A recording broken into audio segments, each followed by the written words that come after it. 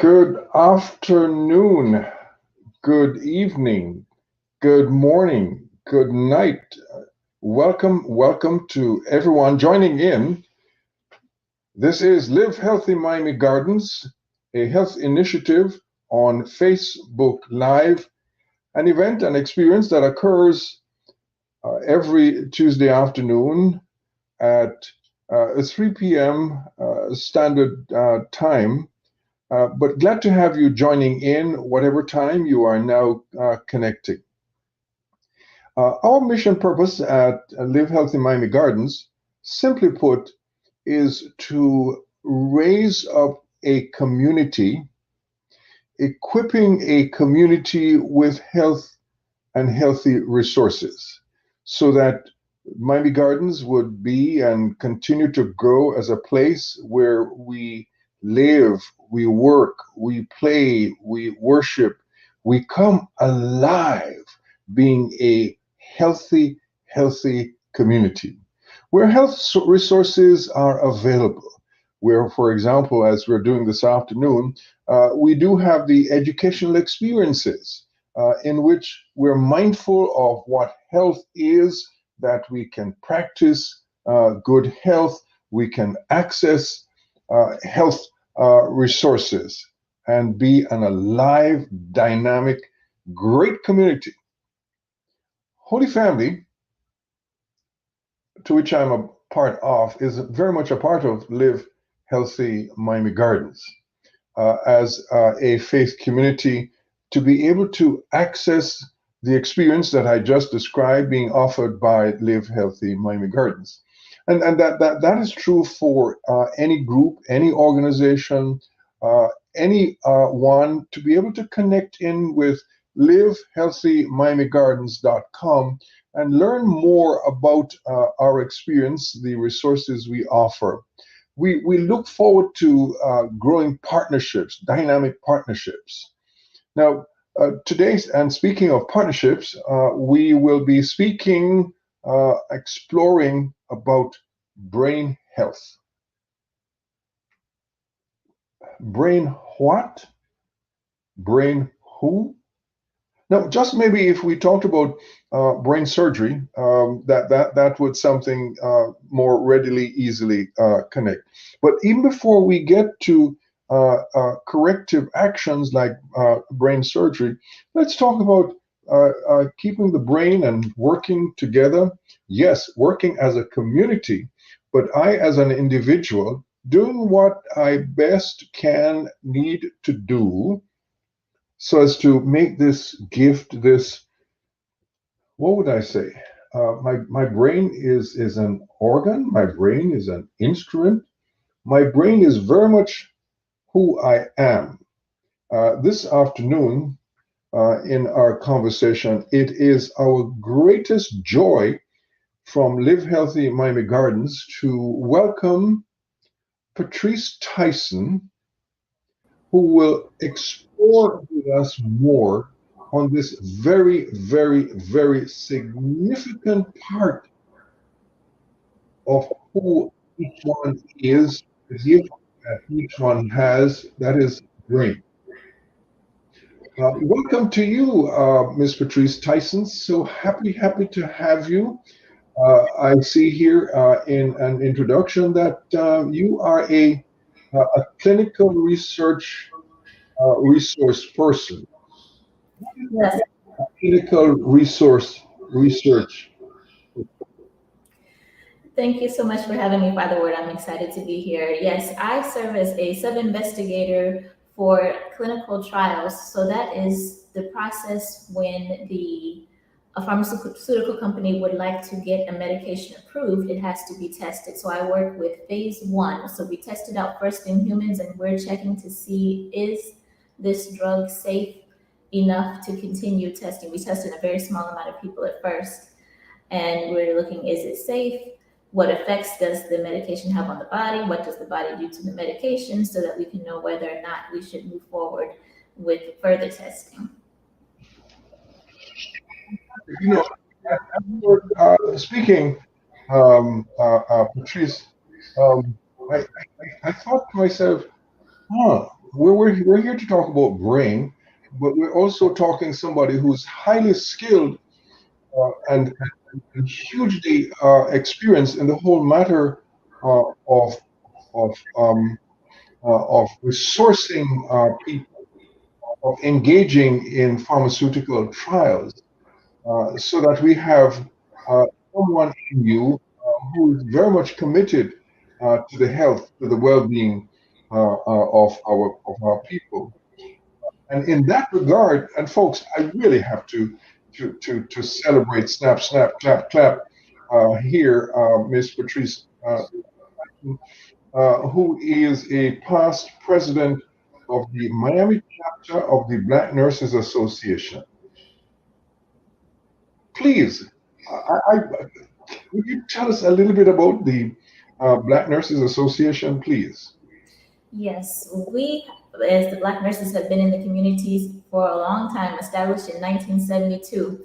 And we are very active, especially within the Miami Gardens community, for several years under the leadership at the time, it was Councilwoman Felicia Robinson. We participated in Meet Me Mondays. We're active in health fairs throughout the community. And our mission is to decrease health disparities through advocacy, education, and health promotion. So we are out and about, in the community, even during the pandemic. We couldn't be in person during that time, but even doing Zoom sessions and Facebook sessions like this to try to keep our community abreast of the current research and tips to stay safe. Fantastic. And folks, if you've just heard the description connection, if you've heard, as Patrise has told us, the fact that the Black Nurses Association is all over the place. I serving as the rector there at Holy Family Church in the great city of Miami Gardens. I continue to hear of and events where the Black Nurses Association are present. They come with a passion. It's not just talk. They come with a passion for action. I must say that Ms. Patrise Tyson is one who has engaged in educational ventures and adventures. A graduate of the Florida International University as well as Marion University. And in addition to, she's very much a Greek. She is very much a Greek. And which Greek do you belong to, Ms. Tyson? That is the Sigma Theta Tau Honor Society of Nursing. And you see that laugh, that smile, folks. It tells you the passion, the skill, what it takes to really help us as a community, as we are experiencing or is made available through Live Healthy Miami Gardens. I want to say Live Healthy Miami Gardens.com. The Live Healthy Miami Gardens initiative, deeply committed in bringing our people together to resource our people to be healthy. And so let's talk one particular aspect of health today, Ms. Tyson. Brain health, is that putting it straight to the point? And can you tell us why brain health and what is brain health? I'm here to get healthy this afternoon, so I mean I'm putting my brain in your hands. A lot, because our brain just does what it does, but it is the control center of our body. And there are things that we can do to inhibit the well-being and things that we can do to promote the well-being of that brain. So that's a little bit about what I would like to discuss today. But why is brain health important? Is it reasonable to say that the brain is an organ, just like the heart or Anything else? And why must I pay attention to keeping my brain healthy? Yes, that is a great question, and you're not wrong to consider the brain an organ. But we are in an epidemic of dementia, Alzheimer's, and particularly within our Black community, according to the Alzheimer's Association. Black Americans are twice as likely to be affected by some form of dementia as opposed to our white American counterparts. So this is serious. So we need to take a look at what things, there's definitely a genetic component, but we want to talk about, it's a big word, epigenetics, which means above the gene, and that is how our behaviors and how our environment can influence how these genes are expressed. So there's the genetic part that we can't control, but the things that we can control to promote our well-being and to do our part to help us to keep our minds for ourselves, for our future generations. We want to be able to do those things and empower the community to do those things. I'd like to go back to a word terminology you use and help me to get it right. And could you say a little bit more, if possible? Is it epigenetics? Yes, epigenetics, Yes. it means above the gene. And it's the idea that our behaviors and the environment, like the things that we're exposed to in our daily life, where we live, what kind of food we eat, what kind of physical activity, what kind of job we work, all of these things work in conjunction and affect the way that our genes are expressed. So, for example, you might have a grandfather that had Alzheimer's. So, because of that, you might have a gene that you're genetically predisposed to that gene. However, it might not express in you depending on what your behaviors and your environment is. And so I'm trying to understand epigenetics. You're saying that it is a crucial factor to understanding the brain and the functioning of the brain. That there are key factors deep in my makeup, and it would be an advantage to understand to understand me and to understand my brain is also to understand my family's health history. You cited grandfather, and what I thought I heard you saying was, grandfather's behavior.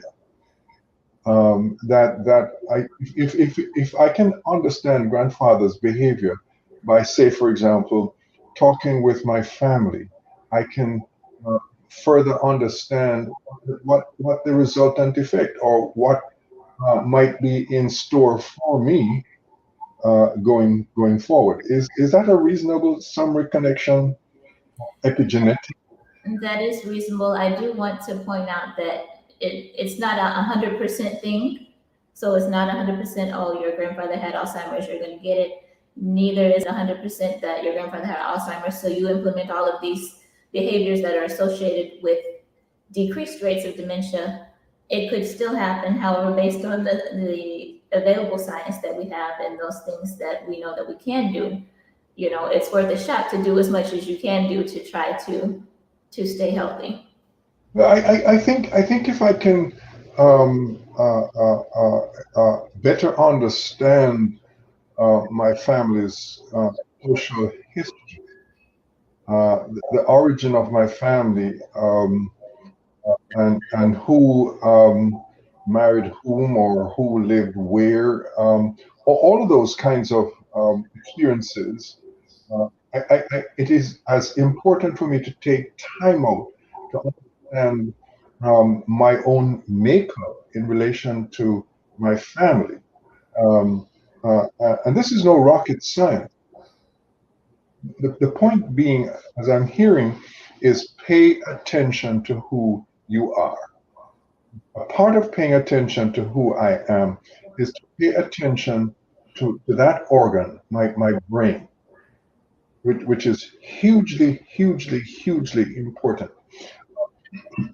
Ms. Tyson, in as brief a way as possible, um, can you describe the brain for us, please? Or what is this brain that we're talking about this afternoon? You gave me a tough challenge. I don't know that there's a brief way to describe it. However, I did mention earlier that it's like the control center of our body. We are breathing because there's a part of our brain that's telling us to breathe most of the time, unless somebody might tell you to take a deep breath.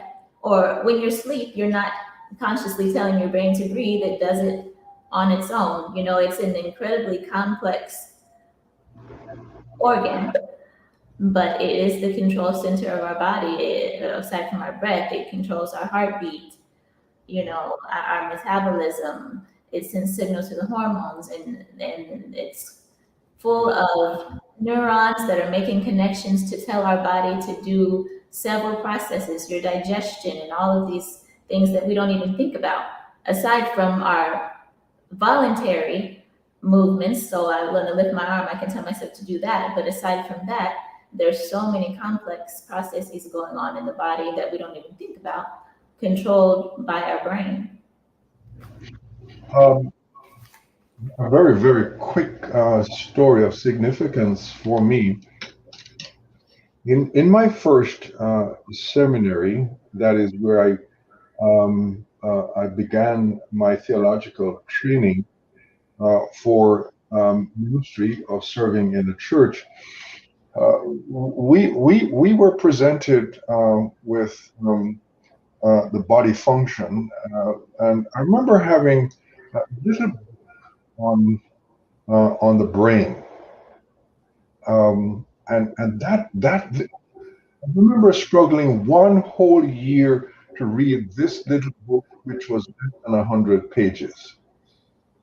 I read it several times that year. I did not understand anything it said. But as the years have gone by, I understand and continue to understand more that I must pay attention to this mission center, to this mission control center. As much as I pay attention to my general health, I pay attention to the medications that I may take, or the vitamins that I might take. I have to pay attention to that functioning of the brain, which is why you're here this afternoon. Now, one of the things growing up in the Caribbean, and in particular Jamaica, I grew up with a term, losing your mind. Oh, don't pay attention to him. He's just losing his mind, has lost his mind. But that's a very special phrase, though, that has some really significance behind it. You mentioned the word dementia, and I continue to hear the term losing your mind, with dementia. Is this a part of your work, and is this something that we must pay attention to, particularly in today's society, the whole matter of losing your mind, or dementia? Is it something of significant importance today? Absolutely. As I mentioned earlier on, we're in an epidemic of dementia, and when I say dementia, it's not just Alzheimer's, because there's various forms of dementia, which is outside of the scope of what we're talking about today, but just the general impaired ability to remember, your impaired ability to make decisions, and ultimately, when it gets so advanced, impaired ability for individuals to even care for themselves and live on their own anymore. It's disproportionately affecting our Black communities. And I think because it's so common and so widespread today, a lot of us are thinking, oh, this is just what happens when I get old. But believe it or not, it's not a part of the normal aging process to lose your mind, as you said. It is not a part of the aging process. No. I'm trying to wrap my brain around this. It is true that as we get older, um, that we need to pay even more attention as to how to continue to be healthy. As we get older, we need to pay attention to the things that keep the mind alive and going and growing. Uh, uh, what are the kinds of things that are needed and necessary to keep my brain, alive, going and growing? So let me pause at this point. Well, with the brain, uh, it is really like a use it or lose it situation. As we age, it is important to remain active with your brain. So, some people after they retire and they're not doing their job anymore, they're just sitting around the house, they are at risk for having some of decline in their thinking abilities. So it's good to stay active, even doing things like crossword puzzles, taking up a new hobby.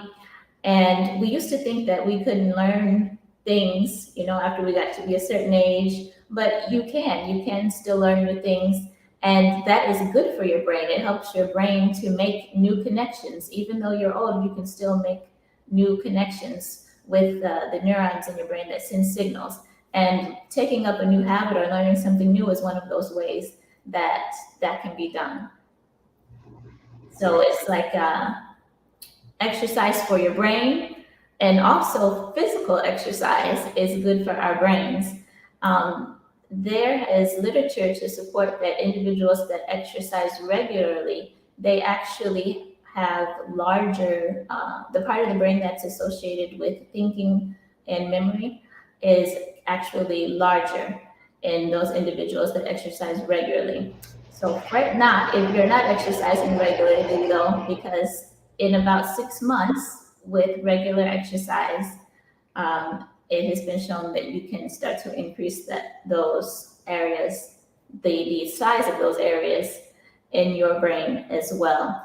And it doesn't have to be anything drastic, just walking for 30 minutes a day, and if you're not able to walk or to get out, I always say, for those that like to watch television or Netflix or any of those kind of things, when you get on a commercial break, stand up, do something, do walk in place during the commercial breaks. It's not like an all or nothing. Even if you can only be active for about 10 minutes at a time, you do 10 minutes in the morning, you do 10 minutes in the afternoon, 10 minutes, after dinner, it really helps. I thank you very much for that. In which you're saying, keep on moving, keep on moving.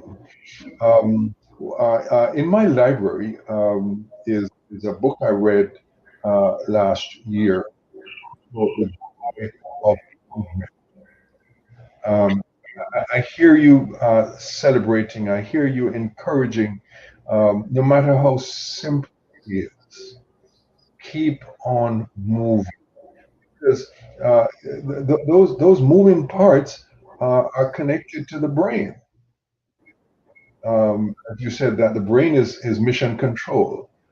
It's a center in which there's continuing dynamic, a continuing dynamic relationship. There's continuing conversation, um, and the more I move is the more I utilize the muscle.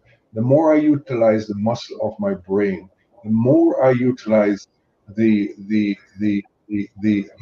organ, is the more healthy a lifestyle, or the more healthy, or the longer I will remain healthy. Uh, is that a reasonable practice thing for me to continue to do and to emphasize as I get older? Yes, it's critical to continue to emphasize that not only the mental exercise of continuing to use our brain and be active in learning new skills, but the physical part as well. And also the physical benefits of exercise, they're so plentiful. And you even gain some benefit because the exercise not only is good for your brain alone, but it also helps to decrease the risk for some of the other diseases that can cause us, like heart disease and high blood pressure, that could possibly contribute to a stroke, which could then affect our brain as well. I want to come back to this in a moment, but we have several persons who have joined us for this live moment of a conversation. Ann Bennett posted earlier that she is finding this a very, very intriguing, informative subject, as posted here. I have a friend going to surgery on Thursday for a brain tumor, which has affected the friend's speech. Can you, if it is at all possible, what kind of therapy will and will there be brain therapy possibly for this person post surgery? So I'm not familiar with the case in particular. However, for a case like that, I would imagine they would offer some speech therapy afterwards, but I won't be able to give a lot of detail without knowing the individual case. I understand very, very much. So, I mean, you are empirical data engineer and manager.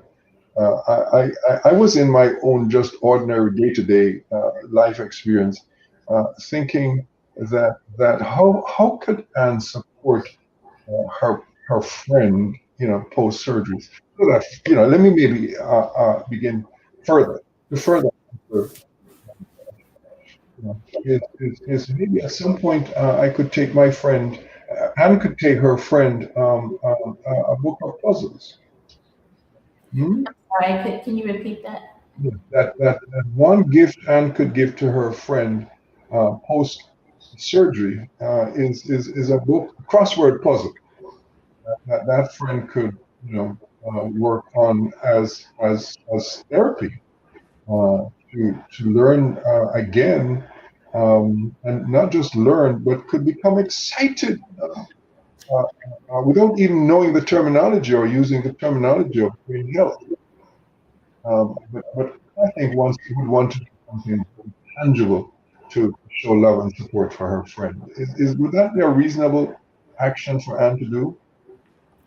Yes, and like I said, depending on the situation, her situation in particular, I don't know if they might order her some time to a period of rest or after the surgery or whatever.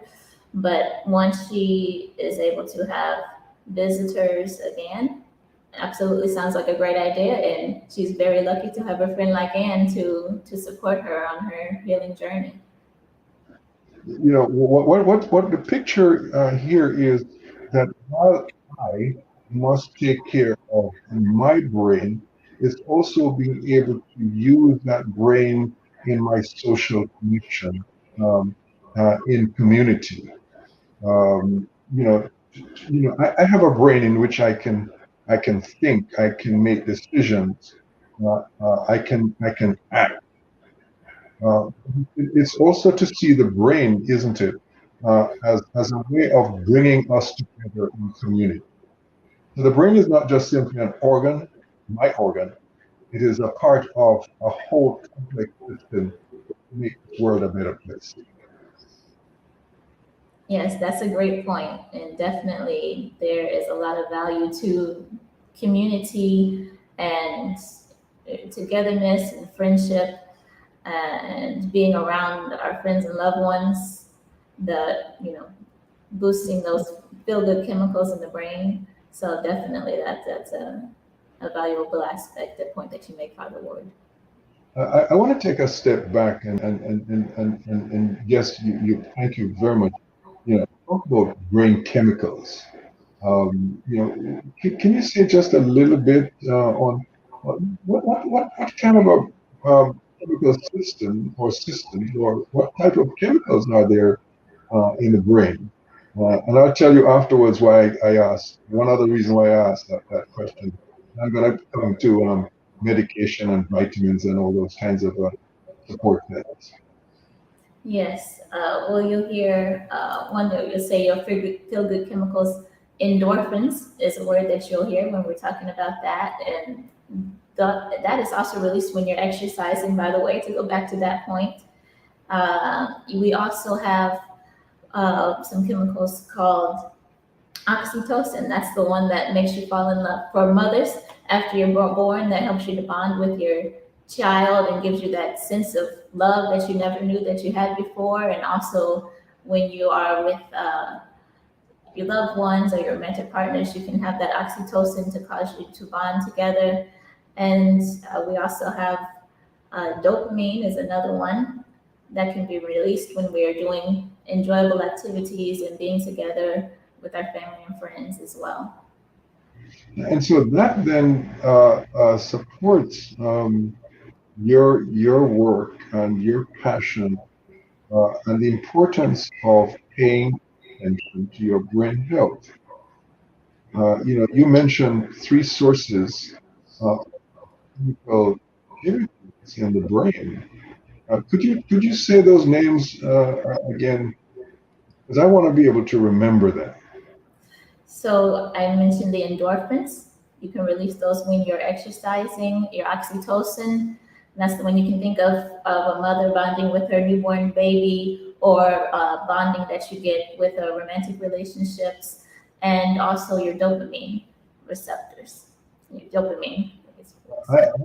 I'm going to rush after this to write out those four terminologies so that this evening when I'm walking, I can have them on a note card and I can, retain, or I can look at them again, I can retain and remind myself, which is what you're saying, how vitally important my brain is and how hugely significant it is for me to pay attention to this gift, to this organ, to this instrument called the. How can I feed those systems? How can I feed those chemicals? Um, because if you don't pay attention, you're going to lose it. It's something you said earlier on. So how can I feed those natural chemicals? That's a great question. And you might have heard before of the Mediterranean diet or the DASH diet, which is dietary approaches to stop hypertension, because those are touted again as having benefits for individuals that want to prevent cardiovascular disease, coronary artery disease, to help people that have high blood pressure to manage their high blood pressure. Well, they have created a hybrid of these two diets, which is called the MIND diet. So you can think about your brain or your mind, if you will. So it's a hybrid of that, and it's called the Mediterranean DASH Intervention for Neurodegenerative Delay. So they just have 10 foods that they want you to focus on and 5 to avoid. So the 10 foods that they recommend to be focused on in order to help your brain health and to prevent neurodegenerative delay. Number 1 is green leafy vegetables. So that's our kale, our collards, callaloo, cabbage. It's recommended to have 6 or more servings of that a week. And a serving size, if it's raw, we're thinking about 1 cup. And if it's cooked, you're thinking about a half a cup. So 6 or more of those a week. And then the second food to focus on is all other vegetables. So lots of vegetables going on here. And primarily the non-starchy vegetables. So we're going to exclude things like our potato and our yuca, and squash that has more starch in it. And in this category, you said, well, what's left? Well, you still have things like broccoli, Brussels sprouts, uh, some carrots, tomatoes, things like that. So I say eat the rainbow. So eat a wide variety of color with your vegetables. The third food that's recommended to focus on in your diet is berries, and this is berries of all kinds: blueberry, strawberry, raspberry, because they have a lot of antioxidants, which is so do the vegetables. So let me just back up for a minute, because a lot of these foods that is recommended in this diet, it's focused on antioxidants, which are substances that can help to fight off what we call free radicals. Well, what is a free radical? We make free radicals just by living. It's a molecule that can cause damage to our cell. Of course, if you live long enough, you're going to start aging. However, because we're going back to this, what does our environment look like? Depending on your environment, you might have excess free radicals, things like pollution, smoking cigarettes, excess radiation exposure can all contribute to us having more free radicals. So this diet is focused on upping our antioxidant intake to try to have a balance, so we're not coming down with diseases, in this case, neurodegenerative diseases. So far we have our green leafy vegetables. All other non-starchy vegetables are berries. It's also recommended to have nuts, 5 servings of nuts a week, olive oil, whole grains, fish, specifically fatty fish, which is going to be like your salmon, sardines, mackerel, trout, because those have those good omega-3s in it that are good for our brain health. Also beans, poultry, so chicken and turkey, non-fried, and wine is recommended no more than once a day, but wine does have something called resveratrol in it, which has antioxidant properties again and helps to regulate the aging process.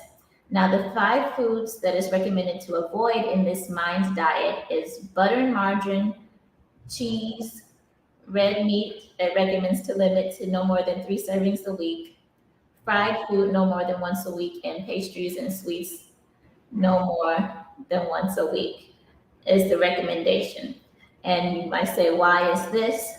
This goes back to the talk about the free radicals versus the antioxidants. We want to try to up our antioxidants. And the fried foods, we know the margarines have the trans fat, which we know are associated with increased risk of cardiovascular disease and high blood pressure and stroke. They're just not good for us. Again, the cheese, lots of saturated fat, red meats, we now know. Again, it can have high content of saturated fat. The fried foods, when we heat the oils over a certain temperature, with the temperature we need to fry, the beneficial properties can be lost, and they can actually create more free radicals in our body. And pastries and sweets, we know now that sugar can also be, excess consumption of sugar can also be associated with some detrimental health benefits. I need to breathe here, hearing what the foods or nutrition I must pay attention to directly feed my brain to keep it as healthy as possible as I age. And we're all aging here. You say pay attention to well, let me go negative. Quit the fries with the fatty plastic or fake plastic oil. That's just my language here. Interesting. Careful about your red meat intake is another that By the same token, and to accentuate the positive, my brain needs the greenery. You know, it needs the healthy vegetables here that comes with the healthy nutrients, you know, the vitamins that my body requires, that my brain needs. Um, is that a reasonable assessment of you know, the mind? Could you give us that name again of the diet you The mind diet. MIND diet? The mind, yes. The mind diet. You know, I'm biting my tongue here. There are members of the Episcopal Church of the Holy Family on the call here, and I can just see someone like Ann Bennett saying to me, "Now, Father Ward, did you hear what Ms. Tyson said? You must eat healthy." Um, and and avoid the fried food that you love, Father Ward. You know, nothing more than a fried plantain, you know, or a fried dumpling or a fried fish. You talked about the eating fish, but how about instead of, you know, the fried fish is to bake it or, you know, or grill it, whichever, however is your choice. So you're affirming that kind of a healthy food to feed my brain. Exactly. And it's not saying that you can never have these things. You're just supposed to limit, your fried foods no more than once a week, your pastry and sweet once a week. So there's still room, but in limited amounts. But Miss Tyson here, you know, I said, you know, how I love planting. One of the things I've done, and maybe this is cheating actually, you know, here's a pastor going public talking about cheating, um, um, is that I would take my plantain and put it in the air fryer. I would take my plantain and put it in the hair dryer. That's actually a good option. You're using a lot less oil than if you were going to be deep frying. So So it's okay to. I shouldn't be saying this on you know, I can have a plantain per day when I put it in the hair dryer. when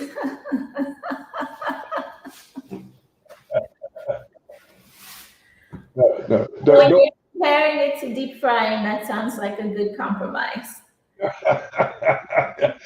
What I'm leading up to is the whole notion and the importance of brain health is something that we can enjoy. You know, it's not such a impossible topic that I must, you know, that I have to be, you know, so nervous and to be scared. Pay attention. I like the name of that diet, you know, the mind diet. The mind diet here. Um, as we head toward wrapping up our time together, Ms. Tyson, you know, what else would you like to encourage our audience to remember or to maybe research to learn further to have a healthy brain or keep your brain healthy? Yes. We didn't talk about sleep yet. Oh yes. Let's take the rest of the night so I don't have to go to sleep. But focusing on getting a good night's sleep is also very important for your brain. That's when it, your brain, it needs time to rest too, just like the rest of our bodies. So, and having a lack of sleep on a consistent basis is associated with decreased memory ability, decreased ability to perform critical thinking skills. So that is very important. And if you're not sleeping well, please speak to your health provider, let them know about it, see what can be done or what advice they can give you to try to, because it's critically important. Sleep, sleep, sleep. So I only, and this is tongue in cheek. I'm just having some fun, and I'm coming to fun in a moment. Are you saying that I only need 2 hours per night or 2 hours a day of 24 hours of sleep, or do I need more than two? What's recommended here? So everybody is a little bit different. However, we know that most people need about 8 to be optimal. And, we have those people that say they function well on 4 hours of sleep. But like I said, in the long run, that's not the healthiest option, even though you might seem like you're doing okay now. I'm guilty too, myself included, running on short sleep. But when you're thinking about the long term, it should become a priority for you to get adequate sleep. And like I said, the exact amount of hours is going to vary from person to person, but usually we're looking in a range of at minimum 6, but more to like 7 to 9 a person optimally. I'm hoping that Ann Bennett, and I'm calling her name because she identified herself, Ann Bennett, who is a member of Holy Family, will hear this. And you need to sleep some more. And please sleep some more. Instead of sending me emails at 1, 2, 3 in the morning, and there you see, are you listening, Father? Get your what I just demonstrated, and thank you, Anne, for doing where I was going, is to be able that I think and guide me on this, Patrise, that the brain needs joy, it needs laughter, it needs the release, it needs the wow factor, any of those terminologies. Rather than be overcome by the fear of the pandemic or the fear of what's happening currently, is to be able to take it seriously, but to be able to break through and to be able to laugh. Absolutely. We definitely want to use wisdom for what's going on in the world around us, but to not be so focused on it that we're not having some moments of enjoyment in our life, not to be glued to the television all day long watching the latest headlines. Sometimes for our mental health, we need to turn that off sometimes, you said, and find a comedy. My wife and I just spent the last couple of days with our grandchildren as part of going back to school.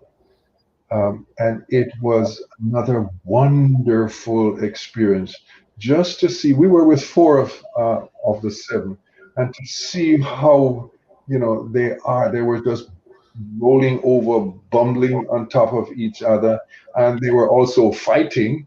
And grandfather encouraged the fighting to continue, because grandfather was on the ground and grandfather was in on all of this. And I thought about this topic.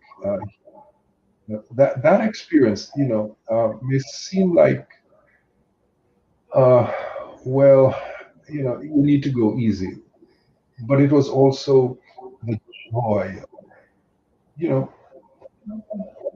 child being a child and children. So I want to go back and hang out with our grandchildren a little bit more and get a little bit of that touch of the natural brain food. Absolutely. The joy. And so, well, I wonder if there are any more questions from our participants, our audience, that we could send your way, Ms. Tyson. Well, seeing none so far. Folks, we have been this afternoon having a wonderful conversation, somewhat of an unusual topic, talking about brain health with Miss Patrise Tyson, very much a clinical research person, doing great work here in our part of the world.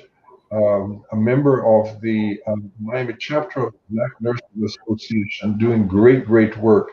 And scrolling across the bottom here, you see how you can connect with the Black Nurses Association. Ms. Tyson, this is a surprise question.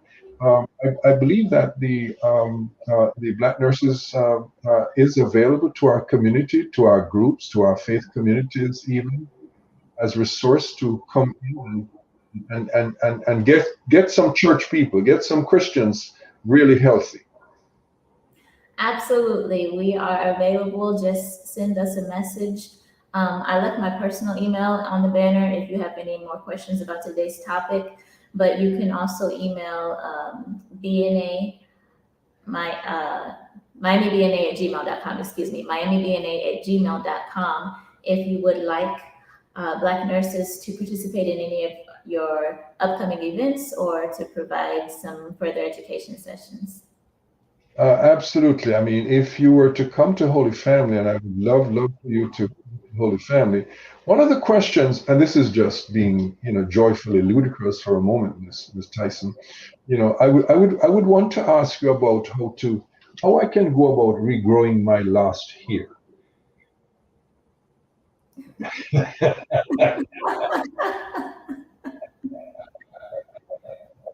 I'll talk to you offline about that.